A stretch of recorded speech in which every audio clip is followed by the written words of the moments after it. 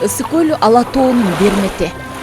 Ажайып кооз жаратылышы, таза абасы, кылымга арткан тарыхый маданий жайлары, көп улуттуу калкы жана меймандос эли менен эл аралык туризмдин чордонуна айланган Ысык көл облусу 5 район жана 2 шаардан турат. Алар Ак Суу, Жетөгүз, Ысык көл, Түп, Тоң райондору, Каракол жана Балыкчы шаарлары. Ысык көл облусунун борбор аталган 150 жылдык тарыхы бар Каракол шаары көз карандысыз мамлекеттер шериктештигинин маданий борбору аталды. Каракол шаарынын социалдык экономикалык абалы жакшырып, натыйжалуу көрсөткүчтөргө жетишүүдө. Тарыхый жайлардын бирине токтоло турган болсок, 20-кылымдын башында бир дагы мык урулбай курулган Дунган мечити Орто Азиядагы белгилүү архитектуралык эстеликтердин бири болуп саналат. Мындан сырткары Ысык көл биосфералык аймагы, таза тонук көлү, дарылык касиети жогору минералдуу ысык булактары, ден соолукту чыңдоочу дары баткактары жана балнеологиялык курорттору менен белгилүү. Ысык көлдүн ар бир район жана шаарларында, анын ичинде Чолпон Ата шаары өзгөчө эл аралык туристтерди тосууда ыңгайлуу шарттары менен таанымал. Алыстан суктанып келген адамдарды кучагын жая тоскон Хан Теңири тоосунан тарта Каркара, Кырчын жана башка айтылуу жайлоолорунда кыргыз дүйнөсү жаңырып, улуттук маданияттын уучу уланып келет. Ысык көл облусунун дээрлик бардык аймагы туризмдин очогу болуп эсептелет. Алардын бири жергебиздин керемети, жаратылыштын өзү тарткан сүрөтү, сүйүүнүн символу аталган жарылган жүрөк жана жетинин бири кызыр деп айтылган жети кызыл аскасы менен таанымал Жетөгүз өрөөнү. Жетөгүз өрөөнү Тескей Ала тоонун түндүк капталында, Жетөгүз суусунун алабында жайгашкан. Атайын келген эс алуучулар үчүн курортто уюшулган. Жетөгүзгө чейин тепши сымал өрөөн, андан жогору В формасында өтүп, каптал өрөөндөр жана кокту колоттор менен тилмеленген.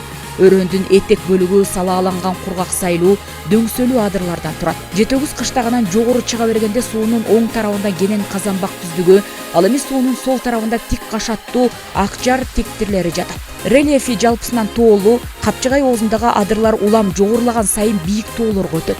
Жетөгүз өрөөнү уникалдуу ландшафттары жана курорт байлыгы менен өзгөчөлөнүп, андан ары Тоң өрөөнү табияттын кубулушунан улам пайда болгон жомоктор дүйнөсүнө жетелеген каньондорго жеткирет. Мындай көрүктүү жайга айланган аска таштуу ландшафтты көрүү үчүн унутулгус элес, жагымдуу көз ирмем калтырууну каалаган туристтер миңдеп саналат. Аскалуу тоосу, алтын кому төшөлгөн касиеттүү Ысык көл жети акенин урпагынын жайылткан баатырлардын, даанышмандардын, манасчылардын жана кыргыз наркын бийик сактаган кыргыз боз үйүнүн мекени. Алардын ар бири элдин бүтүндүгү, ынтымагы жана бейкуттугу үчүн салым кошуп, эл ичинен кадыр барктаа барандуу орунду ээлеген. Акелердин калтырып кеткен осуяттары бүгүнкү күндө дагы элдин бай казынасы, тонук акылдын башаты жана акылмандуулуктун символу катары аздектелип келет. Дүйнөлүк манас эпосун жайылтууда эмгеги эбегейсиз зор 20-кылымдын Гомер аталган залкар манасчы Саякбай Каралаевдин үнү касиеттүү Ысык көлдүн ар бир толкунунда жаңырат. Залкар манасчы 1894 жылы 7-сентябрда Тоң районундагы Ак Өлөңдүн Семиз Бел айылында туулган. Манасчылык таланты анын балалык кезинде чоң апасы Дакиштин таасир астында ойгонгон. 1918 жылдан Саякбай Каралаев манас эпосунан үзүндүлөрдү өз алдынча айта баштаган. 1935 жылдан Каралаевдин толук варианты боюнча манас эпосун жазуу иши башталып, 1937 жылы 3 илтиктин биринчи бөлүгү кийин Семетей Сейтек жазылып алынган. Мурда белгисиз болгон Кенендин, Алым Сарыктын жана Кулан Сарыктын окуялары эпостун уландысы болгон. Манас эпосунун бул вариантынын жалпы көлөмү 500.553 ырсаптарын түзгөн.